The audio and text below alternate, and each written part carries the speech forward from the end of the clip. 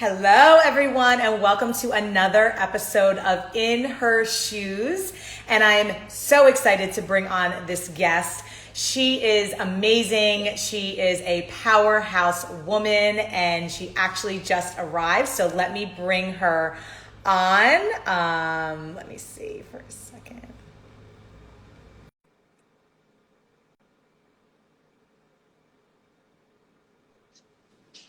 Ingrid, are you on? Hi. Are you on?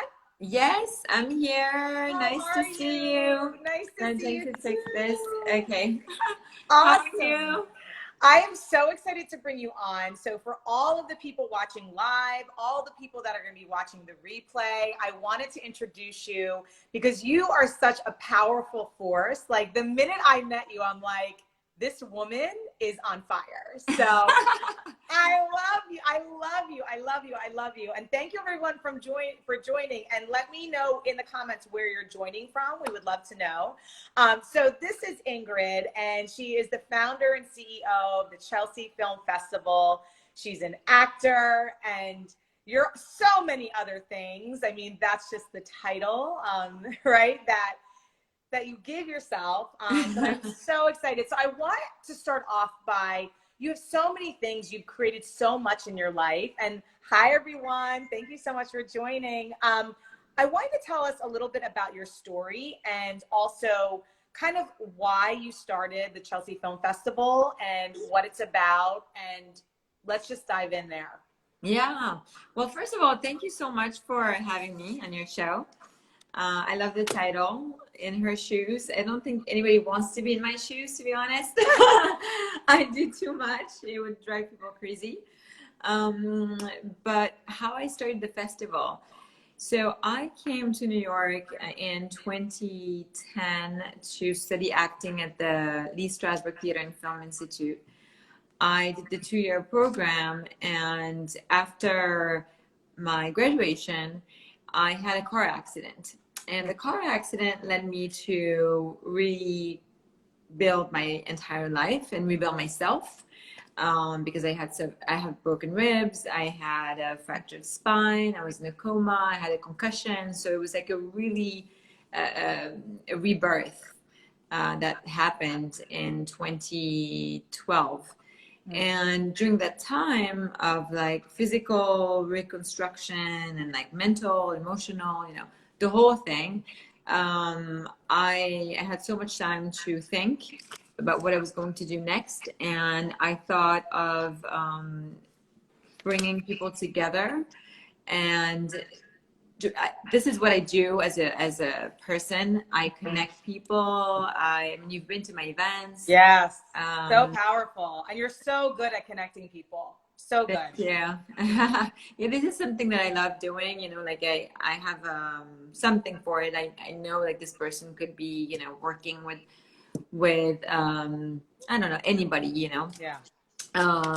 And so when I was recovering, then I decided, I did decide, it actually came to me as an epiphany moment where I woke up one morning and I thought, okay, I have this idea. And my mom was at the time at my place. She was also in the scene of the accident, and she helped me to recover. And then so when I told the idea I had, that I wanted to build a platform to support emerging filmmakers, and at the time I had just finished, again, like the whole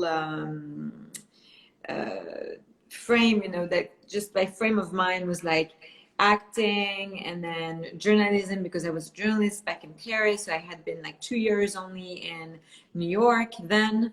So it was like I was pretty fresh, pretty fresh New Yorker.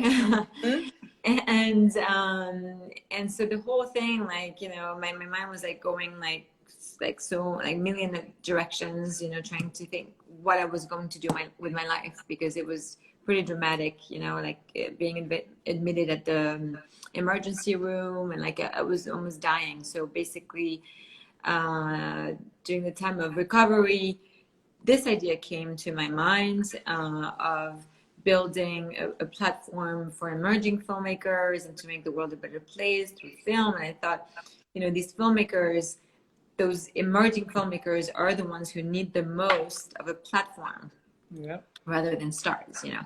So that was my challenge, and I didn't realize it was going to be uh, that much work, and also, you know, something I was going to work full time, you know. So now I'm working full time on it, and so it's been 8 years, and this is really basically the genesis of what, you know, the creation of the festival.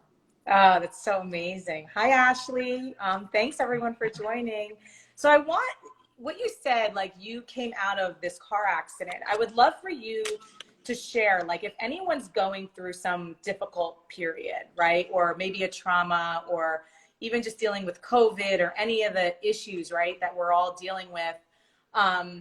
What had helped you, like at that point when you were kind of at your lowest? Like, was there any kind of like mindset shift, or did you kind of find something in your body? Like what helped you in that moment? Like, or maybe it was your family. Like what was it? And what can you tell people that worked for you, and maybe they could, you know, kind of lessons? Oops, hello. Yeah. Can you? Oh, I I can't. You're frozen. I know we're frozen for a second. But I heard your question. So, Yeah. I mean, you know, I lived. It's different. Like people going through COVID and what I've lived through. Like it was a near death experience. Yeah. Where I had I was in a car accident. We were 8 people injured. The person who was next to me, she got ejected from the car. She, you know, landed 10 feet away. I passed out in the scene of the accident, so I woke up at the hospital. So people thought, you know, I was dead basically. Mm. So I don't know if I have an advice, you know, but like really what this event made me more resilient. So, so people who are going through difficulties right now during COVID, it's going to make them more resilient going forward. And right now is just to keep going at it, you know, to keep going at it, and also be in a place of gratitude. And in a place of gratitude, the first thing I said, I remember when I was in the car, was it in the car or at the hospital? No, it was at the hospital. And there were like 5 or 6, you know, doctors around me, and they were taking care of me. And the first thing I said, I remember, I said, thank you so much for being here. Thank you for helping me. Because I felt like, you know, like when you're in such a low point, you know, physically, you can't move. I was paralyzed. My back was paralyzed. And they had to cut the car with the jaws of life to get me out, because I was paralyzed. I couldn't move. And yeah, that's the first thing I said, and it just came to me. Just, you know, like the first thing came out of my mouth was thank you, because whatever we're going through right now, if we have food on our table, if we have a home, if we're healthy, just let's be grateful. It's a key to life. It's enough, you know. So beautiful. Enough, yeah. So beautiful. Yeah, I was reminded, I saw a social media post today, and just about what's going on in Nicaragua, and just like there's a lot of things going on, and like you said, if we have food on our table, we have shelter, like we're blessed. We're truly blessed. So thank you for that. So what is your mission? Like, what is your mission with the Chelsea Film Festival? I know it's to bring people together and to shine a light. What do you kind of project for like the years to come, and why is it so important and near and dear to your heart? Yeah, it's funny because I'm always asked this question, like, what do you think like the festival will become in 5 years, in 10 years? And to be honest, I'll respond to the first part of a question, like the mission. My mission is really to impact our world with positive stories, and also educate ourselves.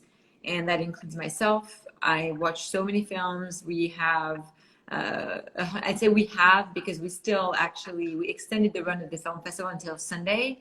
So people can still watch the film. And we have 130 films from 18 different countries.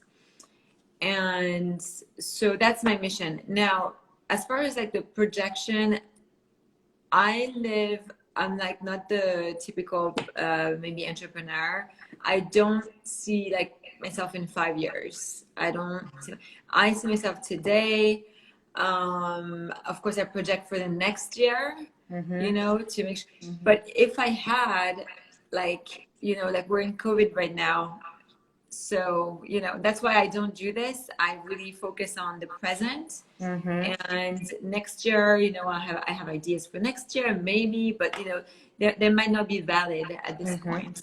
And I run a live event, so it's very different than any like projects like a film or, you know, a live event. I have to be really on my toes each time I'm running the event. Like even if I have like a set schedule during the event, it will be different. Yeah. You know what I mean? Yeah. So yeah, I adapt. I'm like a chameleon, you know, I have to adapt constantly adapt. And so, yeah. That's great. I love it. So you brought up resiliency, adaptation, and even like, yeah, I kind of get turned off too when people are like, where do you see yourself in 2 to 5 to 10 years? And I'm like, can we get through like this year? It's like, yeah, you know, yeah. And you bring up such a good point, because I mean, right now, right, we're not promised tomorrow, next week, like we're not promised time sometimes, and we're seeing this with COVID. Yeah. So how do you become resilient? Because your story, what I am hearing is like, and from what I know from you, you are so resilient and you are flexible and you adapt. How is there anything you can share with people that can help them in those areas, like in life and business? Like what has helped you kind of be that way? You know, I think that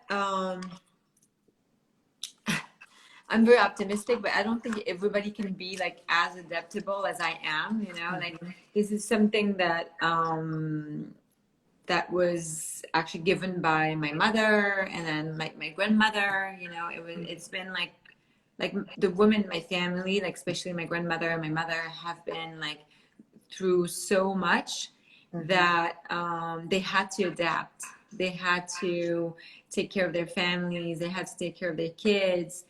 And also the more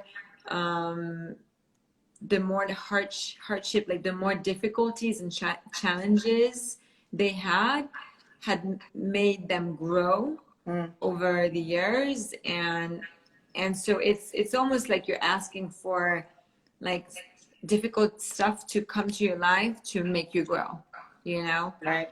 So, and then if you don't, then if you don't accept them, then you're gonna go down, because a difficult event, it's not necessarily something that will actually push you. It's supposed to push you. That's how I see it. I see it as an invitation, an opportunity for you to grow.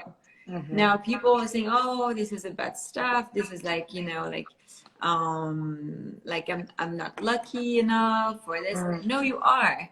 You are so lucky that this is happening to you for you to grow. So it's an experience.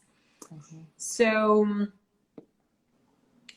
maybe my advice is to think differently, to think that what just happened or what is going to happen, take it as a blessing in disguise. Take it like there's a saying in Judaism, is called now that I'm talking about this, I'm forgetting it. But what it means is that it says whatever happens for a reason. Yeah. And it happens for the good. It happens for the good. And so even the worst thing that can happen to you, it's actually for the good. Yeah. To be a better person. So yeah, it's hard to say, because sometimes you're thinking, oh, I've lost this person, or you know, and you're thinking, why? You know, why me? Why again? Like, why do I have to go through this? But it's not. We have to be patient with ourselves. We have to be patient, and then we wait, and then we see why. You know, maybe a year from now, maybe less. If you're a little bit more open, you can see with perspective. And also I practice a lot of yoga to maintain my flexibility in my body so that in life I can be also a little bit more flexible. Yes, I love that. So you're actually doing it from a mind, body, soul, spirit kind of way. So that when you brought up like flexibility and resilience, like that all ties in. That all ties in. That's beautiful. So beautiful. So for people that, because you're so right? Like if we are not growing, we're kind of dying, right? And everything is working out for our highest good, even if we don't see it right in the moment. And that's what I'm hearing you say. And we might not know it even like months or years down the line, right? So what would you tell people if like they don't have the patience and they just want, like, we kind of live in this society like, oh, I should be there by now, or I want to get to the destination, or there's something that someone really wants and desires. And is there anything that's helped you with patience and kind of like trusting and surrendering and allowing? Let me think. Because, you know, again, like you've like with the work I do, you know, I find myself being not impatient, but being quick. Like I have to be quick, you know. I don't like emails to sit in my inbox if it's like super timely. Like, you know, you have to answer. And the same way with my team, I'm very like organized, you know. Things that are urgent comes first, and then things that are less urgent, you know, you'll respond after. So I mean, again, like going back to practicing like meditation or any type of activity, you know, whatever it is, like going into nature, that will like slow yourself down, so then you become more patient, you know. So that, because we live in a fast-paced society, that's true. I mean, we live in New York, and I don't know any, you know, any other city like New York in the world where everything is quick. Even right now, even though we're all at home, not running anywhere, and it's still quick. Like I've lived through like the past 2 weeks and like 2 months in like a really fast-paced, you know, mode because of the festival coming up. But yeah, my advice would be to find a balance with a practice. You know, it could be, I think the yoga, the meditation is to me like the most effective way of like slowing yourself down. Like literally slowing everything down. I practice yoga today. I practice every, you know, Wednesday and Sunday I do the class on Zoom, and it's in the middle of the day. It's from 11 to 12. And I love I came for a couple. I love people. You need to join her because she has such an energy and vibe about her. The classes are amazing. So just a little thank you. Thank you. So yeah, and for me, and I did it during the festival too. And I incorporated it into the festival programming. You know, my team was there to participate. I think they needed it. You know, at the end of the day, sometimes we had like dance parties, and we needed it. We needed to move our body. You know, we needed to like release the stress, and so all these things are gonna hopefully, you know, help you with patience. Yes, I love that. And I'm so also like me personally, I'm getting more into the embodiment, right? Like it's the mindset and the embodiment, but there's so much more like to just the mind, right? It's also like you said, get out in nature and body, have fun. Like that's all like a recipe for success and so important.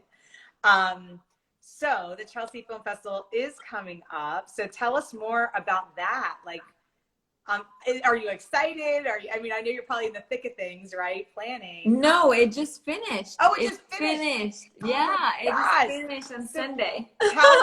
tell us more about it, because Yeah, it just finished on Sunday, but we decided to have an extended run until Sunday. oh, nice. Okay. So yeah, it was wonderful. It was wonderful. We had an amazing edition. It was just something really unexpected because everything was online.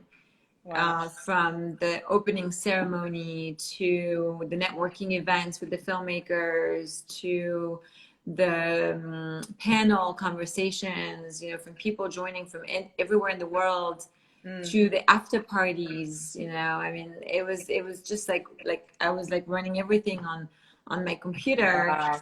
and it was just really amazing to have like people connect from everywhere and like replicating actually an even more, I think, powerful experience, because during the time we're living in right now, we're so isolated from everybody, and I think that it had resonated even more so Yeah. this year, because I see the reaction from all the filmmakers and like, and also panelists that came. They were very impressed by how we were able to not make it just a, you know, an event on Zoom, you know, like just a Zoom event. No, we went for it, you know, like Yeah. we're doing here on IG Live, but with like thousands of people. The opening party, we had 1,000 people. Wow. And we were spotlighting people. People were like dancing, and people wouldn't Yeah. even know, you know. But yeah, so I really enjoyed it. That's so fun. And it's just so, I think people are craving that now, right? And it's international. Like they're just craving the online connect. I mean, they're craving connection, but the online, when everyone's in the same right space and it's a celebration and like just an acknowledgement, right? Of the work that every single artist has done and filmmaker and everything. Like it's so beautiful. So beautiful. So what do you think? Do you like the online or do you like the live better? It's hard. Well, of course I love, you know, like meeting people in person, and I see them, I shake their hands, I hug them, you know, if we're close enough. But there's something about right now what we've created with the festival, that we were able to touch so many people outside of this country, where I don't do this at a physical event. You know, they just see photos from the event, and that's it. You know, but now it's like we've reached thousands of people outside of, you know, outside the country, outside North America, like literally like in Asia, in the Philippines. We have friends in the Philippines now. Wow. We have friends, yeah. So and then people are actually now joining my also Kundalini class. So it's very interesting. Yeah. How things, yeah. I'm just blown away, you know, by things, how we were able to connect. As you said, people are craving, you know, connections. Yeah. And so yeah, we created it. I mean, I myself, you know, needed to see that happen. So that was our mission, you know. It's amazing. It's amazing. I came to, I think it was like a couple months ago, you did kind of like a talk series of like just bringing everyone together, and there was like hundreds of people there, and it was so like, I learned so much, you know, and I'm not even in the industry, and it was just so fun to connect and learn from all the people that were there, you know. Yeah, which one was it? It was you were like bringing on like you had panelists, like it was a series that you were running. I forget which one, but it was, you were just bringing, like you had like I think Lena was there, like it was, maybe it was around the whole Black Lives Matter. That was different. Yeah, that was different. Yeah. That was specifically for like Black Lives Matter. Yeah, but we did that. And so every Friday at noon, you know, I created the program where we would have people on to talk about a TV series, you know, the stars and creators of a TV series, and then during that time, as I was looking for talent, then all the talents were like, no, I don't want to speak right now. I don't want to do this. I don't want to expose myself talking about the series. And there's like far more, you know, important things to talk about. And the thing is, like, people forget that, you know, like the arts, like they have to live also. Like whatever is happening in the world, yes, of course, but people, what are they watching to entertain themselves? They're watching TV, they're reading books, you know, but they're watching a lot of TV, and a lot of, you know, streaming platforms, you know, content on streaming platforms. And so that's how we created the program. But then, yeah, I had a hard time booking talent. So I said, well, I think that, you know, it was the week before when what's his name? Like the guy was shot. Oh yeah, George Floyd. George Floyd. Yeah. So then we said we're going to do something on, you know, Black Lives Matter, and then see who is interested in speaking about it. And we did like a forum, and then people were just like really just talking about how they felt and like what they have to say to. It was powerful. Yeah, I remember just being so powerful for me anyway. So yeah, thank you for that. Yeah, thank you for just bringing that together, because you're right. Like people, they want to be entertained. They're watching TV or they're online watching. Like people are watching, so it's you know. Yeah, we can't be living in a depressed mode, and because that's a lot of the agenda of like all this press, you know, and it has always been. Yeah. You know, it's not new. And I'm like, I'm against that. I'm for like bringing positivity, light. Of course, being informed is very important, but you can be informed in a positive way. You don't have to be informed and be depressed, and it's not going to change our world. I mean, it's up. That's my opinion. Yeah. Well, I'm with you, because it's, you know, we can do it in a positive way, and there's so much negativity out there, right? That, you know, that's kind of what I teach, and you kind of subscribe to too. It's like putting yourself in these environments, because the people around, everything around you, whatever you consume on all levels, it affects you, you know, and we're internalizing everything by what we eat, by what we watch. Like it's all of that. So yeah, it's so important. So important. So if people want to get involved with Chelsea Film Festival, what would you tell them, you know, if for any kind of involvement, what would you say? So as far as filmmakers, if they want to... or I don't know, if you're looking for like staff or volunteer, like the gamut. This is like okay, to shout out what you need or promote. Yeah. So we are opening submissions on November 1st. Okay. So it's coming up soon. We're opening November 1st on Film Freeway, so people can submit their short films, their feature-length film, documentaries, also virtual reality work. And as far as, you know, volunteers, we're always looking for like interns. I'm a mentor. So I love, you know, young people, mentoring them and really helping them through these like difficult ways of like there's like your studies, and then there's the work, the world, you know. It's a very different world. And so when they come in, they're like, oh my God, I didn't know this, I didn't know that. Yeah, well, you just finished school, so they don't teach you this, you know, they don't teach you this. And so I love like working with younger people. And also the other thing is that I learned from young people, because there are other things that they do that and it could be anything, you know. I work with a lot of young people that just came out of NYU.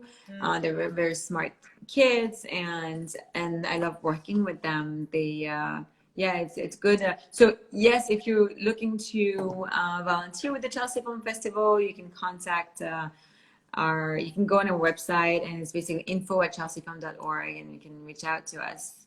Yeah. And that's sponsors, awesome. We're always looking for funding, because that doesn't run just like that. We have a lot of a lot of sponsors. The mayor's office is a partner of the festival, the Department of Cultural Affairs, a lot of different institutional and governmental partners that support the festival. So, but we're always looking for like board members that are really committed to our mission.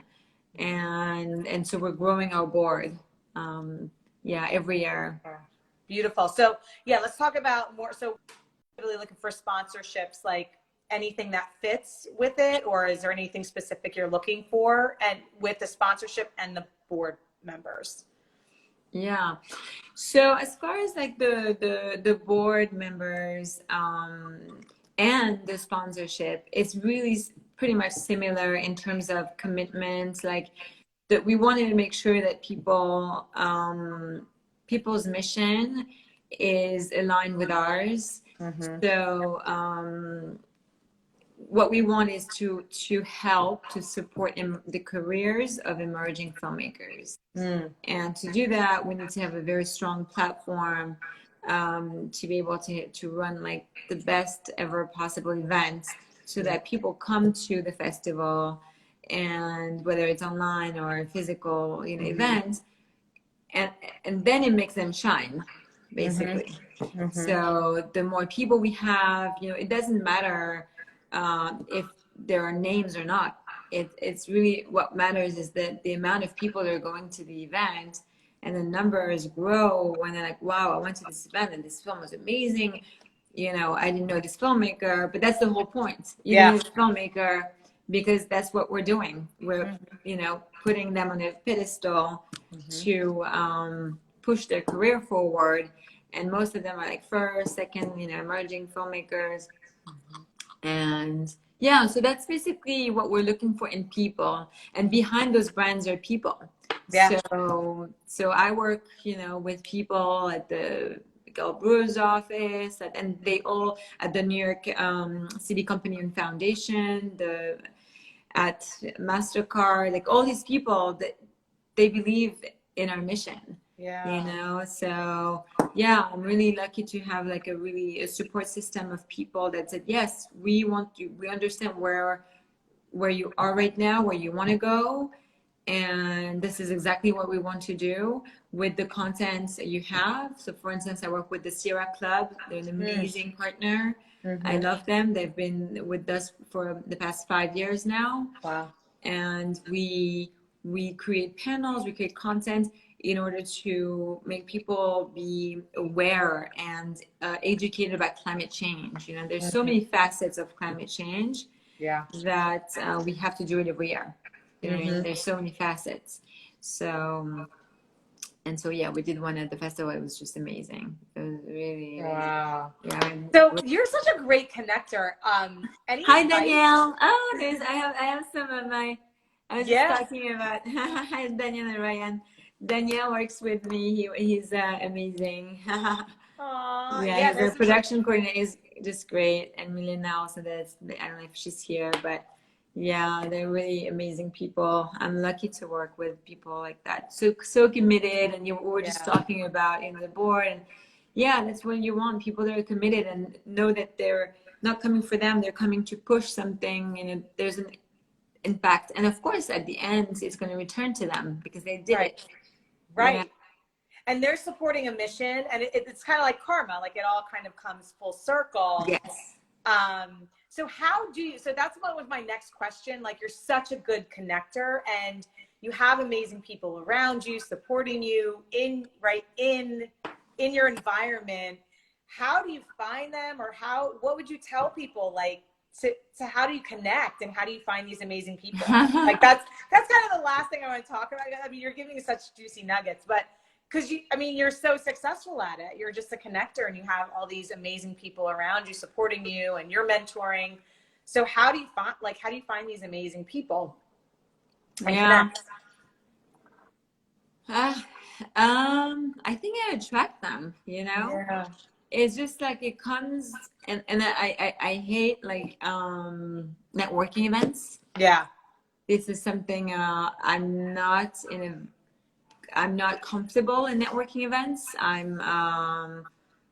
I don't think it's just, or I like the organic way of meeting people. So if I'm in a room, um, I don't know, if I'm in a room at an event, for instance, I don't think of myself going to all these people and like asking for their cards, for the information to, no, I connect with one person, maybe two, maybe three, and that's it. If I have and sometimes just one person, if I have a, you know, good conversation and I'm comfortable with the person, then that's all. And yeah, that's how I connect, you know. And that's for me like real connection, like instead of like coming like in, you know, 5 seconds, hi, my name is this, and then here's my card, and then, you know, contact me. For me, there's like really no point in even contacting them back. Do you know what I mean? Yeah. Because Well, I don't know who they are. yeah, it's quality. What I'm hearing, it's quality over quantity. And it's like, you don't need to meet every single person in the room, because it's that true connection, like that true authentic connection that you're seeking, right? And people can feel that. Because I know when I go to like networking events, like people just like passing out their cards, you're like, I don't even want to talk to you. Yeah. But so that's good. So it's, you go in with an intention too. That's what I'm hearing as well, like of connecting with one or two or three people. Yeah, I don't know if it's an intention. It's just to me, it's like normal to me. It's like, Yeah. I don't know. It's like, you know, you're at an event, like obviously if there's someone I really want to speak to, then I'm going to try my best to go to that person. But otherwise, if I don't have an agenda, which, you know, usually I don't, it depends. Like if there's like a specific gala and there's this person I want to meet, then yes, you know, I'll try to get to that person, and that's how I connect. But otherwise, yeah, I just let the flow, you know, of the, let the universe works its magic, and like, you know, go with your face, and that's it. Yeah. That's great. So any like final last words that you want to leave people with, or anything you want to promote? I mean, just to stay in light, you know, to stay in light, whatever we're experiencing, all of us right now, you know, it might be very, very difficult for some, maybe not so difficult for people. Just to stay in a bright light, you know, there's always light at the end of the tunnel. So keep going at it, you know, keep pushing forward, keep walking on this path. There's always light at the end of the tunnel. Amazing. Thank you so much for your time and your energy and just your words of wisdom. And like, this replay is going to be available. So everyone go follow Ingrid and Chelsea Film Festival if you